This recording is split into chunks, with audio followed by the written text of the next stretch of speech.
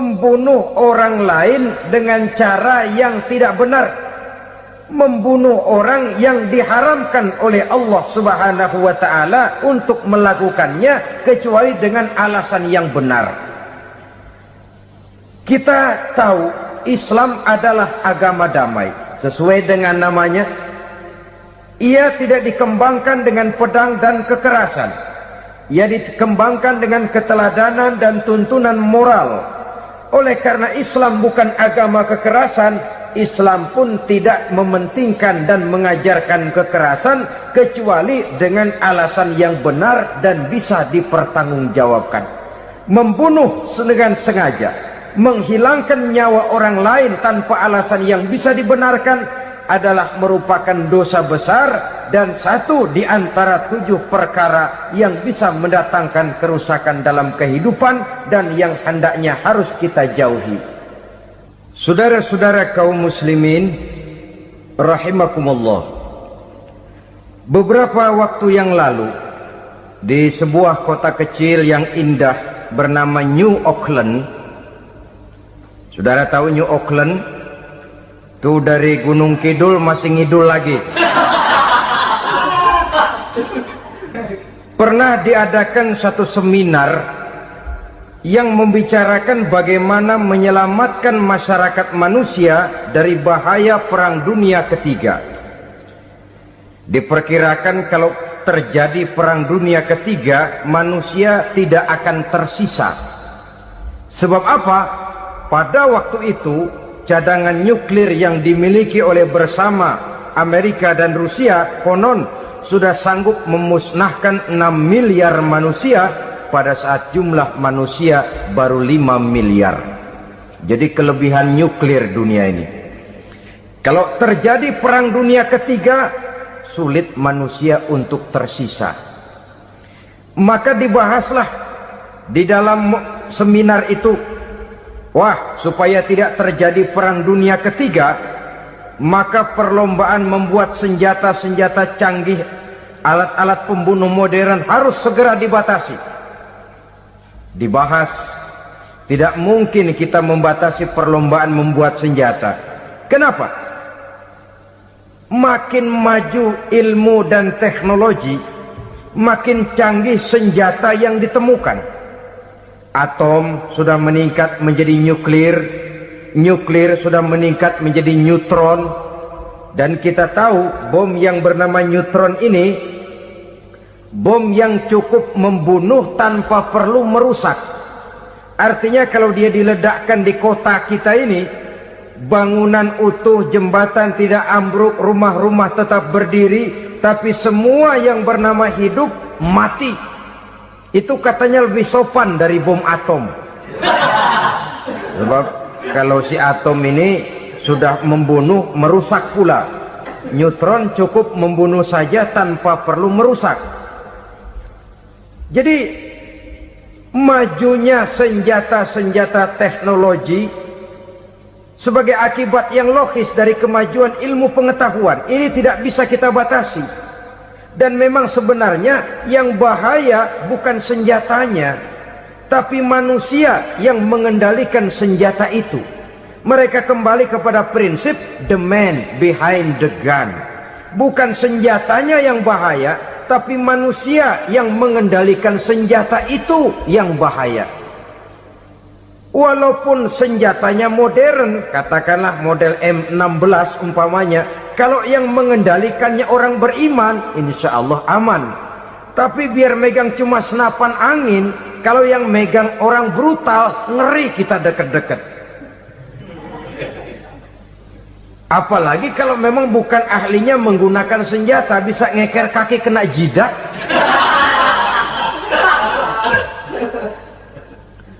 Mereka kembali kepada prinsip lama yang tetap baru. Bukan senjatanya yang harus dibatasi, manusia yang mengendalikan senjata itu yang perlu dibicarakan. Nah, kalau begitu, agar manusia tidak mempergunakan senjata sewenang-wenang, apa yang harus kita lakukan? Ya, manusianya harus bermoral.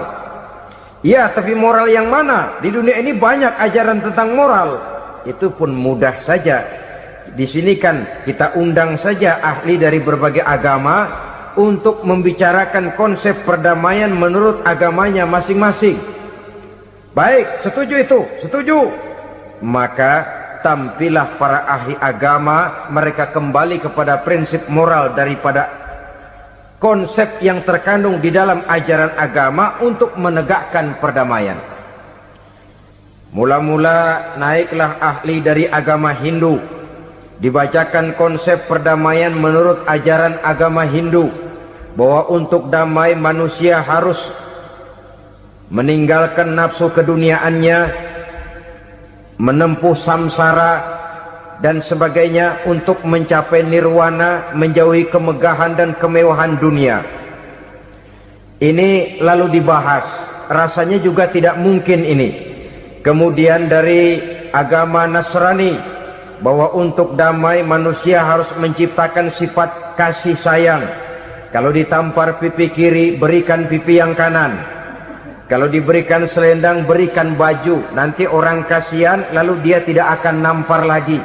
Ketika ini dibahas, ternyata rasanya pun tidak mungkin bisa diterima.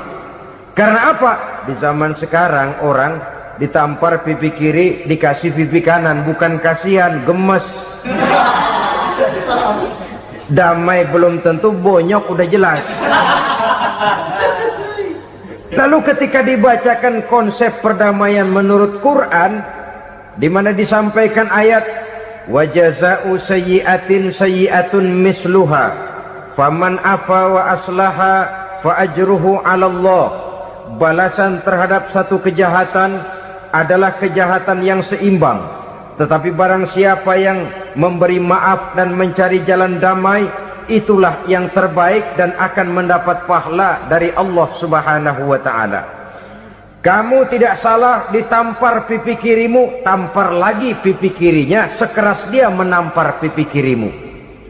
Nanti orang tidak mau menampar kita karena dia tahu kalau dia tampar kita, dia akan menderita tamparan sekeras dia menampar kita. Akan terjadilah prinsip saling hormat menghormati, tidak saling ganggu, tidak saling usil, tidak saling jahil. Atas dasar ini perdamaian bisa ditegakkan. Mereka bisa menerima konsep ini, tapi kemudian seminar ditutup tanpa satu keputusan resmi.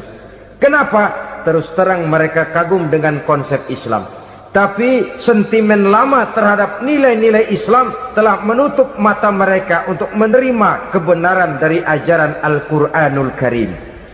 Saudara-saudara kaum muslimin rahimakumullah, kembali kita kepada persoalan pokok. Roh adalah dari Allah, dia akan kembali kepada Allah, milik mutlak dari Allah. Tidak pantas kita merampasnya dari orang lain. Tidak wajar kita menghilangkannya tanpa alasan yang dibenarkan oleh agama. Di zaman sekarang, akibat persaingan hidup yang makin tajam, lapangan kerja yang makin sulit, tensi ekonomi yang makin tinggi, atau karena nilai moral yang makin rendah, atau juga karena rapuhnya pegangan orang kepada agama, nyawa rasanya sudah sedemikian murahnya. Berbagai kasus membuat berdiri bulu roma kita. Ada mayit, ada manusia dipotong 6, dicincang macam kambing. Ada yang dipotong 5, ada yang dipotong 13, dikardusin, dibuang ke tempat sampah. Inna lillahi wa inna ilaihi raji'un. Gejala apa ini? Kanibalisme. Manusia sudah demikian sadisnya, manusia sudah sedemikian buasnya, sehingga sesama manusia diperlakukan seperti hewan. Padahal hewan sendiri belum pernah macan makan macan, bagaimanapun buasnya macan. Belum pernah serigala memakan serigala, bagaimanapun brutalnya serigala. Tetapi manusia makan manusia di zaman sekarang kadang jadi kenyataan dalam kehidupan kita. Kadang persoalannya remeh saja, soal uang 200 perak, pisau bicara, nyawa melayang. Soal rokok sebatang, celurit bicara, nyawa melayang. Soal-soal yang sama sekali tidak prinsip, begitu mudah kita menghilangkan nyawa orang lain. Padahal Nabi pernah memperingatkan, apabila dua orang muslim sudah berkelahi dan berbunuh-bunuhan, al-qatil wal maqtul finnar, yang membunuh dan yang terbunuh dua-duanya neraka. Sahabat heran, ya Rasul, kalau yang membunuh masuk neraka itu sih wajar, tapi yang terbunuh kenapa neraka juga? Beliau menjawab, dua-duanya sudah punya niat untuk saling membunuh. Niatnya itu yang diponten. Yang terbunuh cuman lagi apes aja, keduluan dia. Umpama tidak terbunuh, pasti dia yang akan membunuh. Oleh karenanya al-qatil wal maktul, yang membunuh dan yang dibunuh finnar, dua-duanya masuk ke dalam neraka. Islam menghormati kehidupan, tidak hanya terbatas kepada sesama muslim. Orang-orang yang berlainan agama pun yang mau hidup berukun, damai, berdampingan dengan umat Islam, jiwa mereka, darah mereka dilindungi oleh nilai-nilai Islam yang disebut dengan kafir zimmi ini. Mengganggu mereka sama saja dengan mengganggu aku, kata Nabi. Jadi oleh karena itu, sayangilah sesama. Kehidupan adalah anugerah Allah, bukan wewenang kita untuk mencabutnya dari orang lain, bukan wewenang kita untuk merampas dan menghilangkannya dari orang lain. Apa yang tidak enak terjadi pada diri kita, begitu pula lah apabila terjadi pada diri orang lain. Sehingga Nabi mengatakan, la yu'minu ahadukum hatta yuhibba li akhihi ma yuhibbu li nafsihi. Belum dikatakan beriman seseorang kamu apabila dia belum mencintai saudaranya seperti ia mencintai dirinya sendiri. Apa yang enak dirasakan oleh orang lain, enak juga dirasakan oleh dia. Mengukur orang lain dengan diri sendiri. Kalau orang lain tanpa salah saya fitnah, kalau saya tanpa salah difitnah orang, enak apa enggak? Enggak, orang lain juga begitu. Kalau orang lain tanpa salah saya tempeleng kepalanya, enak apa tidak? Tidak. Orang lain juga begitu. Yang tidak enak terjadi pada diri kita, tentu tidak enak juga kalau terjadi pada orang lain. Mengukur orang lain dengan diri sendiri, sehingga tidak timbul sifat egois, tidak menari di atas bangkai orang lain, tidak mendirikan kebahagiaan di atas untayan air mata orang lain. Sehingga dengan demikian, saudara-saudara, dia bisa menghormati kehidupan, menghormati orang lain sebagaimana dia ingin dihormati. Untuk menghancurkan nilai-nilai iman, dibanjiri kita dengan paham-paham yang merusak dan mendangkalkan akidah, baik ia bernama materialisme, baik ia bernama sekularisme, baik ia bernama banjirnya maksiat dan munkarat, baik ia bernama banjirnya peradaban dan kebudayaan yang menghancurkan moral daripada anak-anak kita. Sedikit demi sedikit melenturkan dan melunturkan nilai-nilai keimanan kita, untuk kemudian pada waktunya nilai iman itu akan bertukar dan berganti menjadi nilai syirik kepada Allah Subhanahu wa ta'ala. Atau pada sisi lain, menjadikan yang selain Allah sebagai tujuan akhir daripada kehidupan kita. Sedangkan kita sama-sama maklum bahwa di dalam pandangan agama Islam, dosa yang tidak berampun, dosa yang terbesar, termasuk dalam kategori bapak moyangnya dosa, tidak lain adalah syirik, yakni menyekutukan Allah Subhanahu wa ta'ala. Pola penghancuran iman ini memang berstrategi. Ditawarkan kita kepada paham materialisme, paham kebendaan, di mana otak menempati urutan sebagai ranking pertama, Tuhan jatuh pada urutan kedua. Lalu menyusul kepada paham sekularisme, Allah dipisahkan dari seluruh kegiatan hidup ini, untuk pada gilirannya menjadikan yang selain Allah sebagai tujuan akhir daripada seluruh kegiatan hidup kita. Oleh karenanya, kewajiban menjaga nilai-nilai iman ini merupakan kewajiban yang mulia tetapi berat, tidak hanya untuk kita, tetapi juga bagaimana mewariskannya kepada anak-anak kita, generasi yang akan datang. Orang-orang tua bijaksana yang diceritakan di dalam Al-Quran, kalau sudah berpikir tentang anak-anaknya, pertanyaan yang paling mereka risaukan ialah, ma ta'buduna min ba'di. Anakku, kalau pada satu saat aku, ayahmu sudah tidak ada lagi di dunia ini, meninggalkan kamu semua, ma ta'buduna min ba'di, apa yang akan kamu sembah nak? Jikalau sekarang ayahmu masih mau ke masjid, masih mau melakukan rukuk dan sujud, masih beribadah menyembah Allah Subhanahu wa ta'ala, kalau orang tuamu sudah tidak ada, ma ta'buduna min ba'di, masihkah engkau mau datang ke masjid? Masihkah engkau mau rukuk dan sujud? Masihkah engkau mau menyembah Allah Subhanahu wa ta'ala? Pertanyaan ini yang dipikirkan oleh Nabi Yakub kepada putra-putranya. Pertanyaan ini yang diteruskan oleh Nabi Ibrahim kepada anak-anaknya. Pertanyaan ini yang diwariskan oleh generasi ulama salafus saleh kepada para generasi berikutnya. Bagaimana kita generasi sekarang? Kita orang-orang tua sekarang bukan berfikir ma ta'buduna min ba'di, malah yang kita pikirkan ma ta'kuluna min ba'di. Kalau bapak tidak ada nanti kamu makan apa nak? Perkara kamu nyembah apa, urusan nomor 18. Yang penting kamu nanti hidup bisa makan nak. Maka kita sibuk mewariskan harta kepada anak-anak kita. Kita sibuk mewariskan kebun dan tanah kepada anak-anak kita. Kita sibuk mewariskan pabrik kepada anak-anak kita, sementara kita lupa mewariskan intan yang paling mahal, mewariskan mutiara yang paling berharga, yaitu nilai iman kepada Allah Subhanahu wa ta'ala.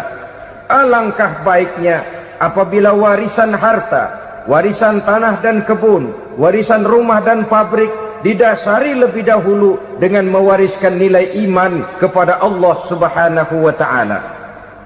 Sebagai orang-orang tua, kita boleh bersedih kalau anak kita tidak mengerti komputer. Kita boleh bersedih kalau anak kita tidak mengerti matematika. Kita boleh bersedih kalau anak kita tidak mengerti bahasa Inggris. Tapi sewajarnya lebih bersedihlah kita orang tua jikalau mempunyai anak yang tidak kenal Allah sebagai Tuhannya, yang kemudian tidak mau rukuk dan sujud kepada Allah Tuhannya. Itulah kemalangan yang paling malang bila kita meninggalkan generasi yang tidak bertauhid kepada Allah Subhanahu wa ta'ala. Betapapun anak kita tidak ngerti komputer, saudara, paling-paling kerugiannya cuma kerugian dunia. Masuk dia ke alam barzakh, munkar nakir tidak akan sempat tanya kau belajar komputer apa tidak. Kumpul dia di padang mahsyar, malaikat juga tidak akan tanya matematikamu nilainya berapa. Yang ditanya kau kenal Allah, kau rukuk dan sujud kepadanya, kau pernah datang ke masjid. Oleh karena itu sekali lagi, menjaga nilai iman tidak hanya untuk kita, tetapi juga mewariskannya kepada anak-anak kita, generasi yang akan datang. Sungguh kemalangan yang paling besar apabila kita meninggalkan anak-anak kita. Mereka kita tinggalkan lemah ekonominya, itu tidak baik. Mereka kita tinggalkan lemah otaknya, itu pun akan membuat mereka tertinggal oleh yang lain. Tapi yang paling celaka, jikalau kita tinggalkan mereka dalam kondisi lemah imannya, rapuh akidahnya, tidak baik dan tidak betul keyakinan hidupnya. Oleh karena itu Nabi berpesan, jauhilah 7 perkara yang merusak. Yang pertama, syirik kepada Allah Subhanahu wa ta'ala, menyekutukan Allah baik dalam ucapan, dalam keyakinan ataupun dalam perbuatan. Ini perkara pertama yang termasuk 7 perusak besar di dalam kehidupan. Kalau sudah jatuh kita ke lembah syirik, bagaimanapun banyak kebaikan yang kita kerjakan, berjiwa sosial, bertangan pemurah, gemar menolong orang lain, kalau memang dasarnya syirik, maka seluruh kebaikan kita akan hancur, tidak akan ada nilainya dalam pandangan Allah Subhanahu wa ta'ala. Dalam pandangan manusia, mungkin kita dicatat sebagai orang sosial, gemar menolong orang lain, tidak berpangku tangan melihat orang yang mendapat kesulitan, tapi oleh karena dasarnya syirik, dasarnya tidak mentauhidkan Allah, maka seluruh nilai kebaikan yang kita kerjakan tidak akan ada nilainya dalam pandangan Allah Subhanahu wa ta'ala. Maka jagalah iman kita jangan sampai dihinggapi penyakit syirik yang bagaimana kecilnya sekalipun. Sekali lagi, baik syirik dalam bentuk ucapan, syirik dalam bentuk keyakinan, sampai kepada syirik dalam bentuk perbuatan, kita berhindar kepada sifat-sifat yang sedemikian itu. Karena apa? Dalam satu ayat Quran Allah Subhanahu wa ta'ala menjelaskan, innallaha la yaghfiru ayyushraka bih wa yaghfiru ma duna dzalika liman yasha. Allah tidak akan memberi ampun kepada orang-orang yang menyekutukannya, tapi Allah masih mau memberikan ampun kepada dosa-dosa yang selain itu bagi orang-orang yang dikehendakinya. Dosa selain syirik, apabila kita bertaubat, Allah masih mau mengampuni.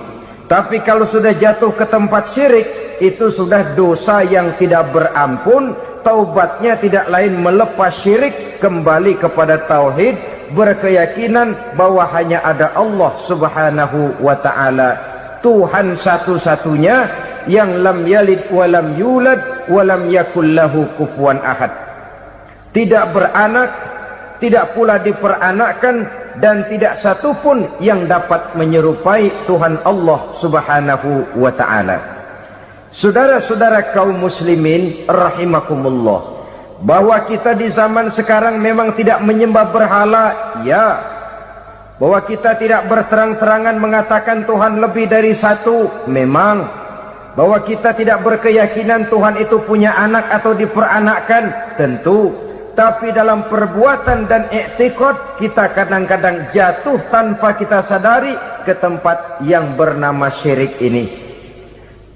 Oleh karenanya, di zaman di mana teknologi makin canggih, di mana kemajuan pembangunan makin menjangkau berbagai aspek kehidupan, diperlukan keseimbangan antara kemajuan fisik material dengan kemajuan mental spiritual. Apabila tidak ada keseimbangan, yang terwujud tentulah kepincangan, yang diawali dengan pincangnya cara kita berpikir, sehingga pada akhirnya akan mengarah kepada pincangnya cara kita berbuat dan bertindak di dalam kehidupan kita. Oleh karena itu, Nabi berpesan, jauhilah sifat syirik, karena syirik merupakan dosa yang teramat besar. Ini sifat merusak yang pertama. Yang kedua, kata Nabi, wasihra, jauhilah sihir. Sihir ini juga termasuk perkara yang merusak kehidupan. Kita semua sama-sama maklum bahwa sihir sebenarnya bukan persoalan baru. Sejak sebelum datang Islam, sihir itu sudah ada. Di zaman Yunani kuno, sihir ada. Di zaman Mesir kuno, di zaman Cina kuno, dan yang lain-lain yang serba kuno, sihir itu sudah ada. Bahkan para nabi pun, para rasul yang diutus oleh Allah Subhanahu wa ta'ala, senantiasa berhadapan dengan ahli-ahli sihir untuk menguji kebenaran dari misi yang mereka bawa.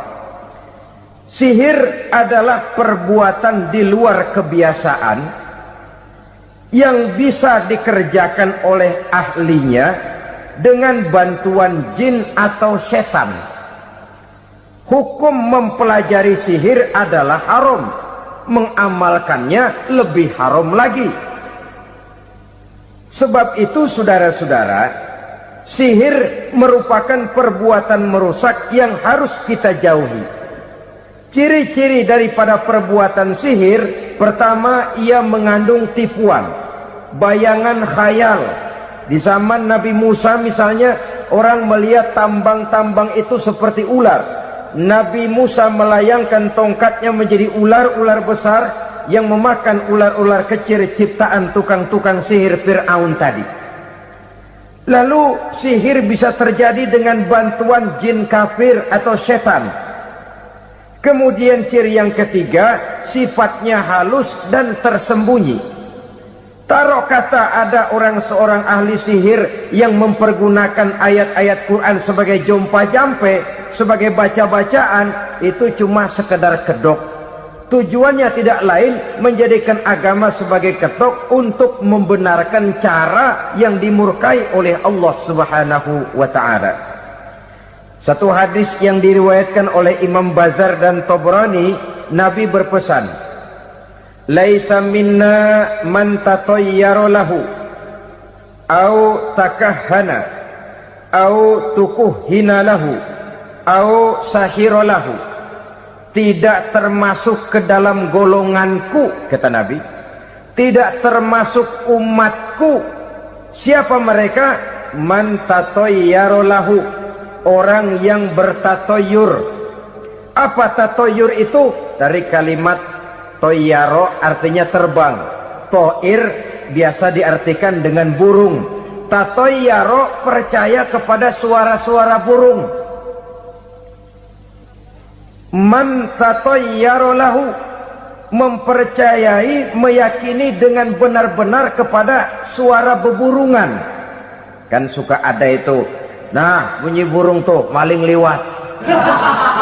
Maling liwat. Burung bunyi, maling liwat. Itu termasuk tatayyara lahu, percaya kepada suara burung. Kan aneh kalau suara orang nggak dipercaya, suara burung malah dipercaya. Ada ustadz ceramah, kiai ngaji, nggak mau didengerin, burung dengerin bener. Nah, suaranya dari sebelah mana? Belah kulon. Nah, itu tandanya anu. Habis dihitung-hitung. Itu termasuk tatayyara lahu.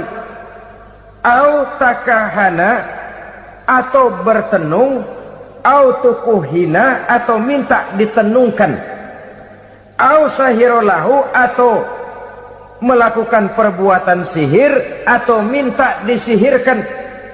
Laisa minna, tidak termasuk ke dalam golonganku, kata Nabi. Sehingga dengan demikian saudara-saudara, menghadapi sihir dengan sihir sekalipun termasuk perbuatan yang tidak diajarkan oleh agama. Kita kan mempelajari sihir untuk jaga diri. Tidak apa-apa, yang dilarang mengamalkannya, dilarang juga mempelajarinya. Sebab orang kalau sudah mengetahui, biasanya lalu terangsang untuk mencoba. Kalau percobaannya berhasil, biasanya terangsang untuk coba lagi dan coba lagi. Pada akhirnya ketagihan, lalu beralih menjadi profesi, apalagi itu nanti bisa mendatangkan hasil uang. Saudara-saudara kaum muslimin rahimakumullah, kita manusia makhluk nyata, kita hidup di alam nyata, terikat oleh sunnatullah, causality.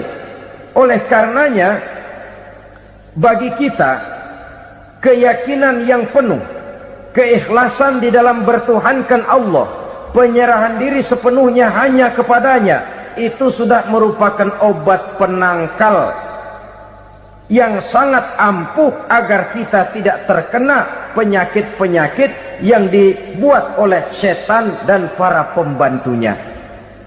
Sehingga beberapa ayat Quran mengajarkan, misalnya a'udzu bikalimatillahi tammati min syarri ma khalaq, atau bismillazi la yadurru ma'asmihi syai'un fil ardi wala fis sama, dengan menyebut nama Allah yang tidak bisa mendatangkan bahaya sedikit pun, dari baik yang datang dari langit maupun yang datang dari bumi.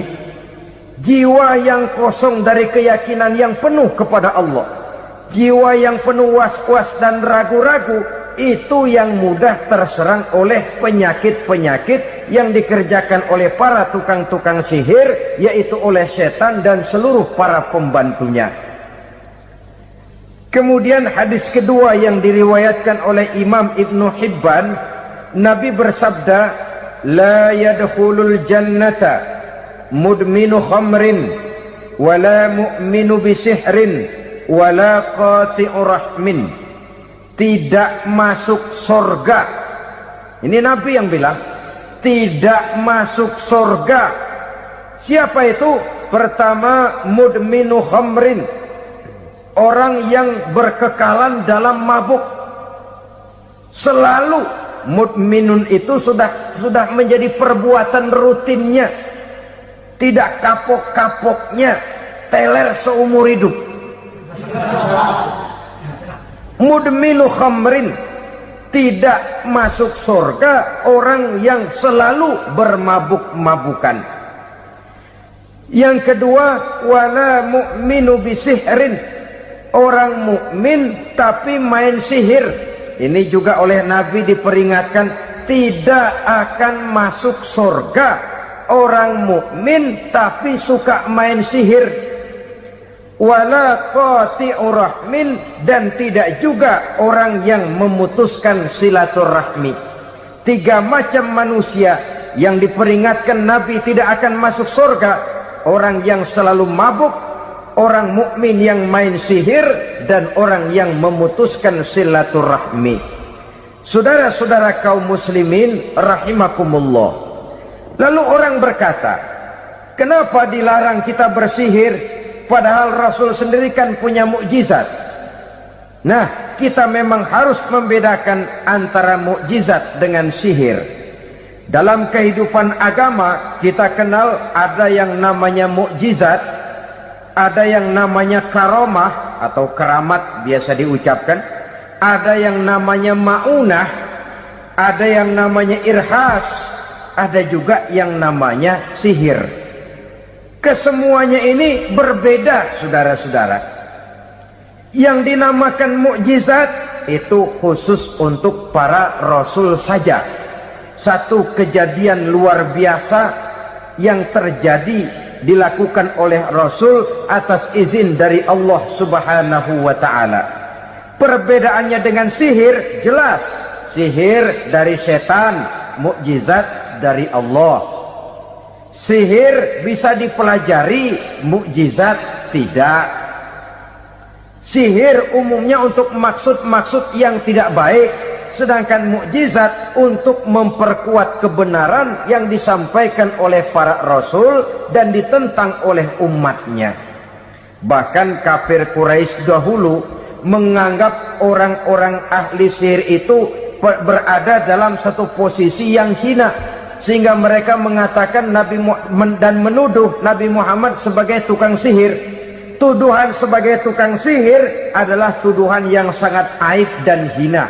Di tengah masyarakat kufar jahiliyah, kedudukan tukang sihir dipandang sebagai kedudukan yang hina, sehingga mereka mengejek Nabi dengan sebutan tukang sihir.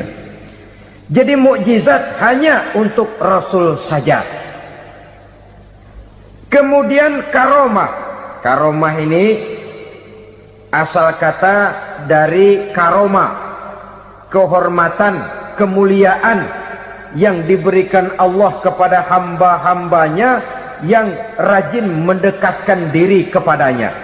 Oleh karena ketekunannya melaksanakan ibadah, Allah memberikan keistimewaan kepada orang itu, yang dengan keistimewaannya dia bisa mengerjakan yang tidak bisa dikerjakan oleh orang lain. Karomah hanya bisa dicapai dengan prestasi ibadah. Kalau sihir, mau ibadah apa enggak, asal dia belajar, bersatu dan berteman dengan setan, memenuhi persyaratan-persyaratan setan, biasanya lalu bisa. Sedangkan karomah tidak mungkin terwujud tanpa orang mendekatkan diri sedekat-dekatnya kepada Allah Subhanahu wa ta'ala. Maka kita lihat biasanya orang-orang yang punya ilmu sihir, mukanya rata-rata nggak enak dilihat. Kumuh, jauh dari air wudhu, jauh dari sujud kepada Allah, malah berteman dengan setan, menjadi pelayan-pelayannya setan. Saudara-saudara, adapun maunah, keistimewaan yang diberikan Allah kepada hamba-hambanya yang belum sampai kepada tingkat wali, tapi orang itu lebih banyak kebaikannya daripada kesalahannya. Umpamanya, saudara jalan bertiga di pinggir jalan, saudara ada pada posisi di tengah, lalu bertiga ini ketabrak mobil, menurut perhitungan saudara mati lebih dahulu. Tapi terjadi hal yang aneh, dua teman saudara mati, saudara malah cuma luka dan lecet sedikit saja. Apa itu? Kalau kita lebih banyak kebaikannya daripada kesalahannya, itu yang dinamakan ma'unah, pertolongan yang diberikan Allah kepada hamba-hambanya yang lebih banyak kebaikannya daripada kesalahannya. Sedangkan yang dinamakan irhas, kejadian luar biasa pada diri seseorang pada waktu dia masih kecil, yang menunjukkan tanda-tanda keistimewaannya. Itu umumnya pada para nabi pada usia kecilnya sudah ada irhas, tanda-tanda istimewa. Jelas baik mukjizat, karomah, maunah maupun irhas berbeda dengan sihir. Sihir ini jelas saja merupakan bantuan dan persekutuan antara manusia dengan setan. Padahal setan, kata Allah dalam Al-Quran, innahu lakum aduwwum mubin, sesungguhnya setan bagi kamu adalah musuh yang sangat jelas. Saudara-saudara kaum muslimin rahimakumullah, di zaman sekarang dalam menghadapi beban kehidupan yang makin pelik, menghadapi stres yang tidak kunjung selesai, menghadapi persoalan-persoalan yang teramat berat, orang sering mencari jalan keluar kepada hal-hal yang menurut pendapatnya bisa meringankan beban moralnya itu. Pergilah dia mencari sesuatu yang dapat meringankan bebannya. Dan tidak jarang yang jatuh ke pangkuan tukang-tukang tenung, ke pangkuan tukang-tukang sihir, yang mereka itu oleh Quran dijelaskan kadzabal munajjimun walau sodaku. Tukang-tukang tenung, tukang-tukang sihir, mereka itu bohong walaupun benar. Maksudnya bohong walaupun benar, artinya kalau yang mereka kerjakan benar, itu sih kebenaran. Benar dengan kebenaran itu lain. Kebenaran, kebetulan bisa, tapi tidak untuk selalu. Apalagi kalau itu sudah membahayakan kehidupan orang lain.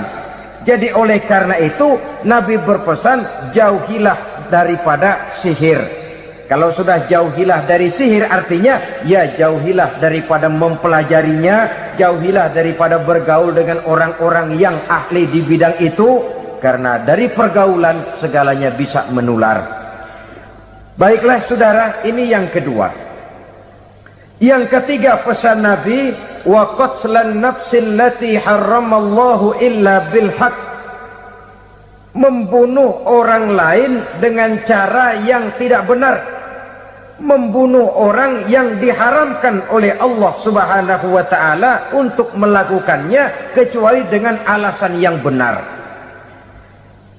Kita tahu Islam adalah agama damai, sesuai dengan namanya. Ia tidak dikembangkan dengan pedang dan kekerasan.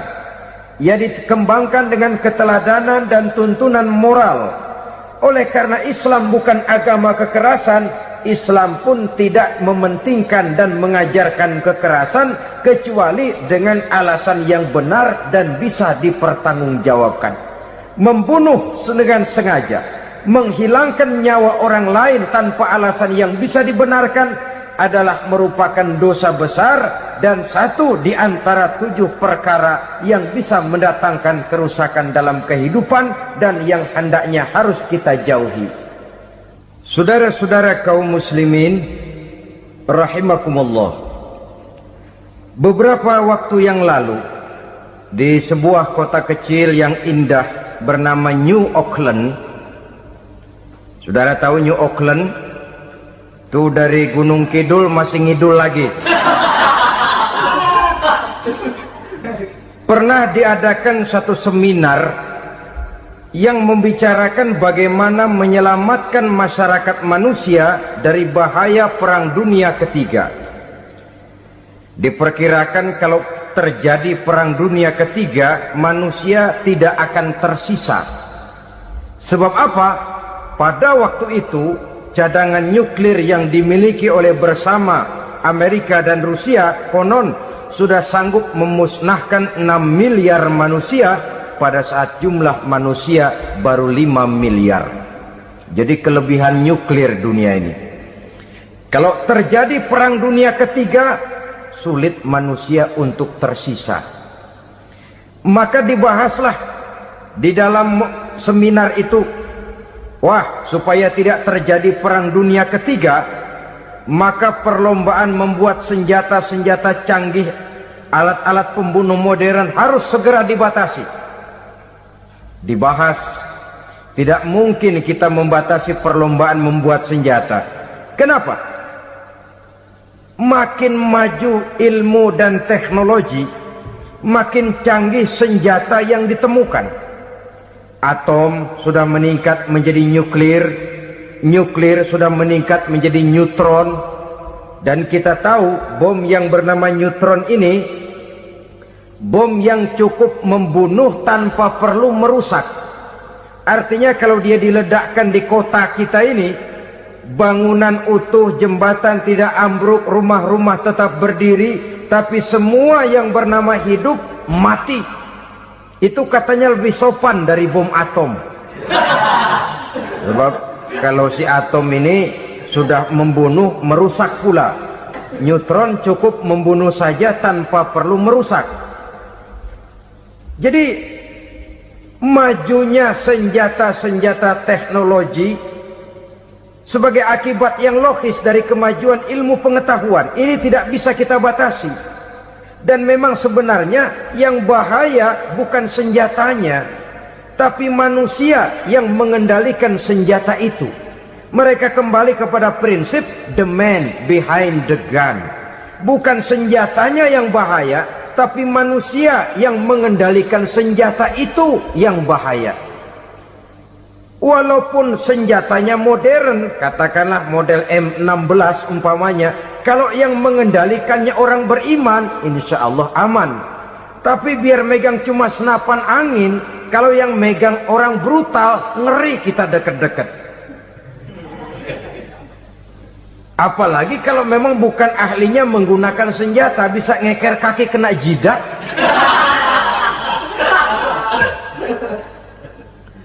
Mereka kembali kepada prinsip lama yang tetap baru. Bukan senjatanya yang harus dibatasi, manusia yang mengendalikan senjata itu yang perlu dibicarakan. Nah, kalau begitu, agar manusia tidak mempergunakan senjata sewenang-wenang, apa yang harus kita lakukan? Ya, manusianya harus bermoral. Ya, tapi moral yang mana? Di dunia ini banyak ajaran tentang moral. Itu pun mudah saja. Di sini kan kita undang saja ahli dari berbagai agama untuk membicarakan konsep perdamaian menurut agamanya masing-masing. Baik, setuju itu, setuju. Maka tampillah para ahli agama, mereka kembali kepada prinsip moral daripada konsep yang terkandung di dalam ajaran agama untuk menegakkan perdamaian. Mula-mula naiklah ahli dari agama Hindu. Dibacakan konsep perdamaian menurut ajaran agama Hindu, bahwa untuk damai manusia harus meninggalkan nafsu keduniaannya, menempuh samsara dan sebagainya untuk mencapai nirwana, menjauhi kemegahan dan kemewahan dunia. Ini lalu dibahas, rasanya juga tidak mungkin ini. Kemudian dari agama Nasrani, bahwa untuk damai manusia harus menciptakan sifat kasih sayang. Kalau ditampar pipi kiri, berikan pipi yang kanan. Kalau diberikan selendang, berikan baju. Nanti orang kasihan, lalu dia tidak akan nampar lagi. Ketika ini dibahas, ternyata rasanya pun tidak mungkin bisa diterima. Karena apa? Di zaman sekarang orang ditampar pipi kiri, dikasih pipi kanan. Bukan kasihan, gemes. Damai belum tentu, bonyok udah jelas. Lalu ketika dibacakan konsep perdamaian menurut Quran, di mana disampaikan ayat wa jazaa'u sayyi'atin sayyi'atun misluha faman afa wa aslaha fa ajruhu 'ala Allah. Balasan terhadap satu kejahatan adalah kejahatan yang seimbang. Tetapi barang siapa yang memberi maaf dan mencari jalan damai, itulah yang terbaik dan akan mendapat pahala dari Allah Subhanahu wa ta'ala. Kamu tidak salah ditampar pipi kirimu, tampar lagi pipi kirinya sekeras dia menampar pipi kirimu. Nanti orang tidak mau menampar kita karena dia tahu kalau dia tampar kita, dia akan menderita tamparan sekeras dia menampar kita. Akan terjadilah prinsip saling hormat menghormati, tidak saling ganggu, tidak saling usil, tidak saling jahil. Atas dasar ini perdamaian bisa ditegakkan. Mereka bisa menerima konsep ini, tapi kemudian seminar ditutup tanpa satu keputusan resmi. Kenapa? Terus terang mereka kagum dengan konsep Islam, tapi sentimen lama terhadap nilai-nilai Islam telah menutup mata mereka untuk menerima kebenaran dari ajaran Al-Quranul Karim. Saudara-saudara kaum muslimin rahimakumullah, kembali kita kepada persoalan pokok. Roh adalah dari Allah, dia akan kembali kepada Allah, milik mutlak dari Allah. Tidak pantas kita merampasnya dari orang lain. Tidak wajar kita menghilangkannya tanpa alasan yang dibenarkan oleh agama. Di zaman sekarang, akibat persaingan hidup yang makin tajam, lapangan kerja yang makin sulit, tensi ekonomi yang makin tinggi, atau karena nilai moral yang makin rendah, atau juga karena rapuhnya pegangan orang kepada agama, nyawa rasanya sudah sedemikian murahnya. Berbagai kasus membuat berdiri bulu roma kita. Ada mayit, ada manusia dipotong 6, dicincang macam kambing. Ada yang dipotong 5, ada yang dipotong 13, dikardusin, dibuang ke tempat sampah. Inna lillahi wa inna ilaihi raji'un. Gejala apa ini? Kanibalisme. Manusia sudah demikian sadisnya, manusia sudah sedemikian buasnya, sehingga sesama manusia diperlakukan seperti hewan. Padahal hewan sendiri belum pernah macan makan macan, bagaimanapun buasnya macan. Belum pernah serigala memakan serigala, bagaimanapun brutalnya serigala. Tetapi manusia makan manusia di zaman sekarang kadang jadi kenyataan dalam kehidupan kita. Kadang persoalannya remeh saja, soal uang 200 perak, pisau bicara, nyawa melayang. Soal rokok sebatang, celurit bicara, nyawa melayang. Soal-soal yang sama sekali tidak prinsip, begitu mudah kita menghilangkan nyawa orang lain. Padahal Nabi pernah memperingatkan, apabila dua orang muslim sudah berkelahi dan berbunuh-bunuhan, al-qatil wal maktul finnar, yang membunuh dan yang terbunuh dua-duanya neraka. Sahabat heran, ya Rasul, kalau yang terbunuh, kalau yang membunuh masuk neraka itu sih wajar, tapi yang terbunuh kenapa neraka juga? Beliau menjawab, dua-duanya sudah punya niat untuk saling membunuh. Niatnya itu yang diponten. Yang terbunuh cuman lagi apes aja, keduluan dia.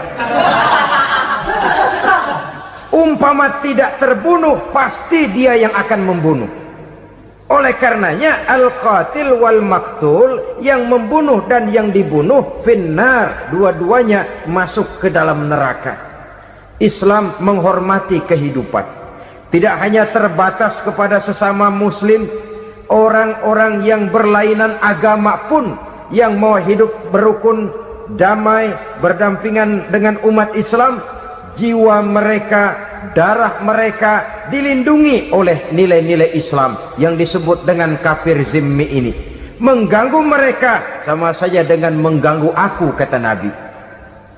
Jadi oleh karena itu, sayangilah sesama. Kehidupan adalah anugerah Allah, bukan wewenang kita untuk mencabutnya dari orang lain, bukan wewenang kita untuk merampas dan menghilangkannya dari orang lain. Apa yang tidak enak terjadi pada diri kita, begitu pula lah apabila terjadi pada diri orang lain. Sehingga Nabi mengatakan, la yu'minu ahadukum hatta yuhibba li akhihi ma yuhibbu li nafsihi.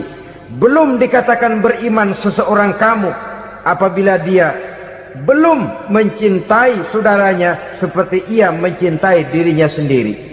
Apa yang enak dirasakan oleh orang lain, enak juga dirasakan oleh dia. Mengukur orang lain dengan diri sendiri. Kalau orang lain tanpa salah saya fitnah, kalau saya tanpa salah difitnah orang, enak apa enggak? Enggak, orang lain juga begitu. Kalau orang lain tanpa salah saya tempeleng kepalanya, enak apa tidak? Tidak. Orang lain juga begitu. Yang tidak enak terjadi pada diri kita, tentu tidak enak juga kalau terjadi pada orang lain. Mengukur orang lain dengan diri sendiri, sehingga tidak timbul sifat egois, tidak menari di atas bangkai orang lain, tidak mendirikan kebahagiaan di atas untayan air mata orang lain. Sehingga dengan demikian saudara-saudara, dia bisa menghormati kehidupan, menghormati orang lain sebagaimana dia ingin dihormati. Inilah perbuatan ketiga yang merusak, membunuh orang lain dengan yang diharamkan Allah tanpa alasan yang benar. Yang ketiga. Kemudian yang keempat, perbuatan merusak wa aklar riba, makan riba. Hidup adalah tolong menolong. Bahasa kerennya take and give katanya. Saling memberi dan saling menerima. Nabi mengajarkan man kuraba kurbatan min kurabid dunia karaballahu lahu kurbatan min kurabi yaumal qiyamah wallahu fi aunil abdi madamal abdu fi auni akhihi. Siapa yang meringankan beban dari beban-beban yang dirita seseorang di dalam kehidupan dunia, Allah akan meringankan bebannya daripada beban-beban yang harus dipikulnya di hari kiamat nanti. Wallahu fi aunil abdi madamal abdu fi auni akhihi. Allah senantiasa akan menolong seorang hamba selama hamba itu masih mau menolong saudaranya. Allah selalu akan menolong seorang hamba selama hamba itu masih mau menolong saudaranya. Apabila kita sudah berpangku tangan terhadap kesulitan orang lain, biasanya pun pada saat kita mendapat kesulitan, kita akan sulit juga memperoleh pertolongan. Nah, riba alias renten, kedoknya adalah menolong orang. Masya Allah, sangat luar biasa tausiah yang sudah disampaikan oleh guru kita. Sahabat beriman yang dimuliakan Allah, tetaplah di channel ini karena kajian ini belum selesai dan masih banyak lagi hal-hal menarik yang akan disampaikan oleh beliau. Mari kita lanjutkan kembali. Selamat mendengarkan. Tapi sama juga, bulu buntutnya dilepas, palanya dicekek. Menolong orang pada akhirnya menjadi beban bagi seseorang. Dan memang mencari orang-orang yang berada dalam posisi kesulitan. Biasanya di daerah-daerah di mana musim paceklik jadi lapangan kerja sulit, sedangkan urusan perut tidak bisa ditunda, akhirnya orang terjebak ke dalam rentenir, ke dalam riba, ke dalam renten, bunga berbunga, sehingga satu saat jumlah bunganya bisa lebih besar dari jumlah pinjaman pokoknya. Kemudian kalau juga ternyata tidak bisa dibayar, rumah jadi taruhan. Memang rumah satu-satunya, begitu rumah ditarik mulain camping. Bukankah pada akhirnya akan mewariskan kesengsaraan? Oleh karena itu, kepada kita berusahalah jangan berhubungan dengan rentenir, jangan makan renten dan riba. Kepada mereka yang melaksanakan riba, walaupun mendatangkan keuntungan materi, tapi percayalah harta yang didapat dengan jalan riba tidak akan membawa keberkahan. Manakala tidak membawa keberkahan, dia tidak akan mendatangkan ketenangan di dalam kehidupan kita.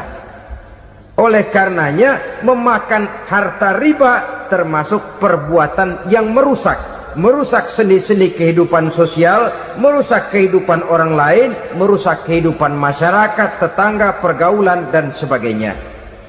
Yang kelima, wa akla malil yatim, memakan harta anak yatim dengan cara yang zolim. Nih, memang lezat.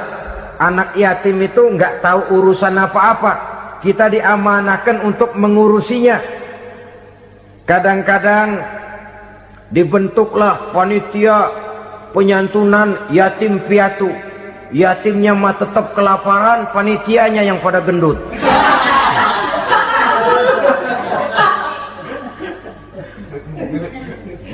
Padahal memakan harta anak yatim termasuk perbuatan dosa besar, dan menjantuni yatim merupakan perbuatan mulia. Nabi mengatakan, ana wa kafilul yatim kahataini yaumal qiyamah. Aku dan orang-orang yang menyantuni anak yatim seperti dua jari ini pada hari kiamat nanti. Dekat sekali. Jikalau ingin di hari akhir nanti dekat dengan Rasul, bersahabatlah dengan anak-anak yatim. Jadilah pengurus anak-anak yatim. Bangunlah panti-panti asuhan yatim. Pada saat bapak ibunya meninggal, kitalah yang menjadi orang tuanya. Bahkan sedemikian besar perhatian Islam terhadap anak-anak yatim ini, sehingga Quran memberikan peringatan, ara'aital ladzi yukadzibu bid-din fadzalikal ladzi yad'ul yatim wa la yahuddu ala ta'amil miskin. Tahukah kamu siapa orang yang mendustakan agama, beragama tapi dianggap dusta, salatnya dusta, puasanya dusta karena agamanya sudah berdusta. Siapa mereka? Fadzalikal ladzi yad'ul yatim, orang yang menyia-nyiakan anak yatim, wala yahuddu ala ta'amil miskin, dan tidak pernah memberi makan kepada orang-orang yang menderita kemiskinan. Menyia-nyiakan, meninggalkan anak yatim termasuk perbuatan yang divonis kita sebagai orang yang mendustakan agama. Saudara-saudara kaum muslimin rahimakumullah, maka sangat dicela mengeksploitir anak-anak yatim, menjadikan mereka sebagai kedok untuk mencari kekayaan pribadi. Tetapi jikalau ikhlas, ganjarannya sangat besar, nilai pahalanya sangat besar. Menyantuni yatim tidak hanya setahun sekali. Kalau Muharram pakai istilah lebaran yatim, dibentuklah panitia, diberilah beras, uang 45.000 rupiah, alhamdulillah. Tapi jangan lupa, si yatim tidak hidup cuma satu hari. Dia tidak hidup cuma di bulan Muharram saja. Dia hidup 12 bulan dalam setahun. Sebagaimana anak-anak yang lain, dia juga berhak punya masa depan. Dia juga berhak menikmati bangku sekolah. Dia berhak mengenyam arti dan makna pendidikan. Dia berhak membekali diri dengan ilmu dan pengetahuan, seperti halnya anak-anak yang lain.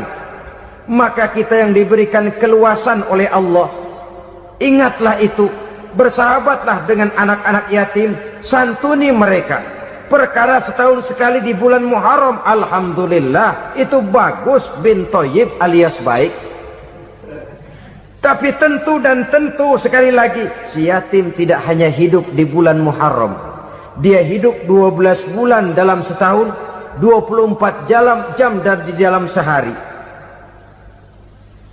Oleh karenanya, menyia-nyiakan mereka pada saat posisi kita memang mampu akan memojokkan kita dalam satu posisi di mana kita dianggap sebagai orang yang mendustakan agama. Memakan harta anak yatim dengan cara yang zolim. Bapaknya udah meninggal, kebunnya lebar, anaknya dikelecehin. Nah, dah kamu gak usah pusing, nanti saya yang ngurus. Akhirnya bukan ngurus, nguras. Si yatim mungkin tidak tahu bahwa dia disia-siakan, haknya diambil, miliknya dizolimi. Tapi Allah yang akan membalasnya dengan seadil-adilnya. Maka makan harta anak yatim biasanya balasannya tokcer bin paten. Nggak banyak selang tempo itu, nggak percaya cobain dah.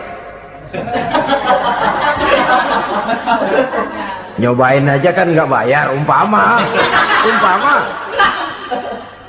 Memakan harta anak yatim dengan cara yang zolim, ganjarannya biasanya kontan. Kenapa? Ratapan si miskin, untayan air matanya, jeritan kepedihan hatinya, membuka pintu langit, permohonannya diijabah, getaran hatinya didengarkan oleh Allah, maka balasannya biasanya kontan, spontan, tidak menunggu waktu terlalu lama. Itu di dunia, belum lagi di akhirat nanti.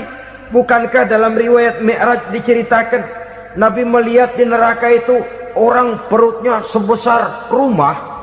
La haula wala quwata. Itu perut kayak rumah, bagaimana jalannya tuh orang?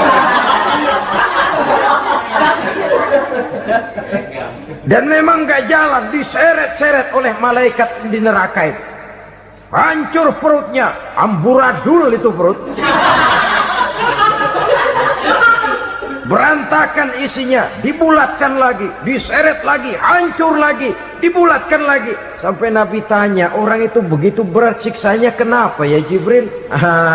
Itu Muhammad, waktu di dunia dulu rakus banget makan harta anak yatim. Begitu vonisnya, begitu menyedihkan nasibnya di akhirat. Tapi di dunia pun ketidakberkahan itu sudah membayangi kehidupannya.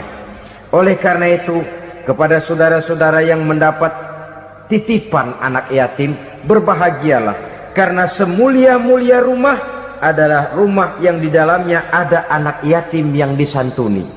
Sehina-hina rumah adalah rumah di mana di dalamnya ada anak yatim yang disia-siakan. Begitu kata Nabi kita.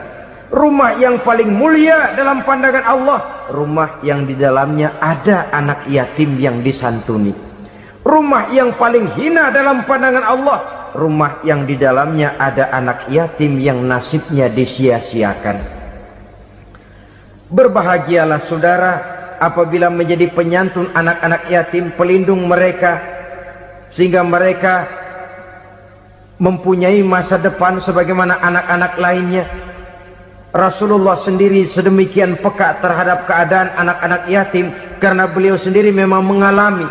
Umur 6 bulan dalam kandungan ibu, beliau sudah ditinggalkan oleh ayahnya. Pada saat berusia 6 tahun, ibu sudah meninggal. Yatim piatu dalam usia di mana beliau sedang perlu belas kasih seorang ibu dan pengertian seorang bapak. Kepekaan itu lalu timbul, bahkan kemudian sampai kepada beliau berkata, aku dan orang yang menyantuni anak yatim seperti jari tengah dan jari telunjuk di hari akhirat nanti. Sedemikian dekatnya. Baiklah ya, jadi yang kelima, memakan harta anak yatim. Jauhi, karena ini perbuatan yang merusak. Yang keenam, watawalli yaumaz zahfi, melarikan diri pada hari pertempuran. Apa ini? Khianat, tidak konsekuen dengan konsep perjuangan. Pada mulanya keras benar teriak, berantas korupsi, ganyang korupsi, cuma karena belum dapat giliran. Begitu dia naik dapat kesempatan, korupsinya lebih edan dari yang diteriakinya. Ini termasuk tawalli yaumaz zahfi, berpaling pada hari peperangan. Di saat menghadapi musuh, kalau belum kelihatan musuh, teriaknya nyaring bener. Jangan takut, demi kebenaran sampai titik darah yang paling penghabisan. Musuh belum kelihatan. Begitu musuh sudah kelihatan, paling dulu lari ke belakang. Kalau diajak berjuang ada saja alasannya. Sehingga Quran memberikan peringatan kepada kita semua. Mengapa kamu ini berat? Kalau sudah diajak berjuang di jalan Allah, kakimu seperti terhunjam berakar di perut bumi. Berat untuk melangkah berjuang. Lari dari pertempuran tidak konsekuen dengan konsepsi perjuangan. Mau enaknya saja. Dalam kondisi yang sulit lalu berpangku tangan. Ini termasuk ciri munafik yang di dalam Al-Quran disindir dengan bahasa kullama adha'a lahum masyaufi wa iza azlama alaihim qamu. Waktu terang mereka jalan, giliran gelap mereka mandek. Artinya, maksudnya, kalau giliran ada untungnya aja, rame-rame teriak Islam. Tapi begitu diminta berjuang, dituntut berkorban, rame-rame mundur. Waktu dilihat di Islam ada untungnya, rame-rame teriak Islam. Pak, saya Islam banget, Pak. KTP saya Islam, Pak. Pokoknya Islam banget dah. Tapi ketika diminta berjuang, dituntut sedikit berkorban, rame-rame mengundurkan diri. Tahun 65 PKI berontak. Waduh, waktu itu jadi orang Islam untung itu. Nggak dikejar-kejar, aman. Masjid rame, mobil-mobil mewah parkir di depan musola dan masjid. Kenapa? Waktu itu asal udah ke masjid aman.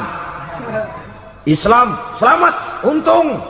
Tapi begitu keadaan aman, yang parkir di musola sepeda butut melulu.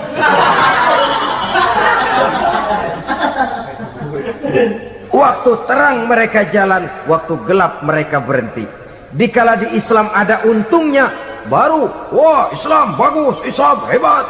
Tapi waktu dilihat ada kerugian, jangan bawa-bawa Islam dah. Jangan bicara soal Islam, ini kan bukan soal agama. Bukan soal agama. La haula wa la quwata illa billah. Beragama kita ambil talfik fid din, mengambil yang enteng-enteng saja dalam urusan beragama ini. Tidak konsekuen kita dengan Islam kita. Seolah kita mau memilih mana yang terasa cocok sama selera kita, kita teriak Islam. Beratan aja dikit, rame-rame berpaling. Itu termasuk tawalli yaumaz zahfi, para pengkhianat mental-mental hipokrit. Alhamdulillahirrabbilalamin. Demikianlah tausiah penuh ilmu, hikmah, dan manfaat yang sudah kita dengarkan bersama dari guru kita. Sahabat beriman yang dimuliakan Allah, terima kasih banyak sudah menyimak tausiah ini sampai selesai. Doa dan harapan saya, semoga Allah Subhanahu wa Ta'ala senantiasa selalu melimpahkan segala rahmat dan karunia-Nya kepada sahabat semua. Selalu diberikan kesehatan, dimudahkan segala urusannya, dan dilancarkan rezekinya. Amin ya rabbal alamin. Demikian yang dapat saya bagikan, kurang lebihnya mohon maaf. Sampai bertemu lagi di kajian-kajian berikutnya. Wabillahi taufik wal hidayah, waridha wal inayah. Wassalamualaikum warahmatullahi wabarakatuh.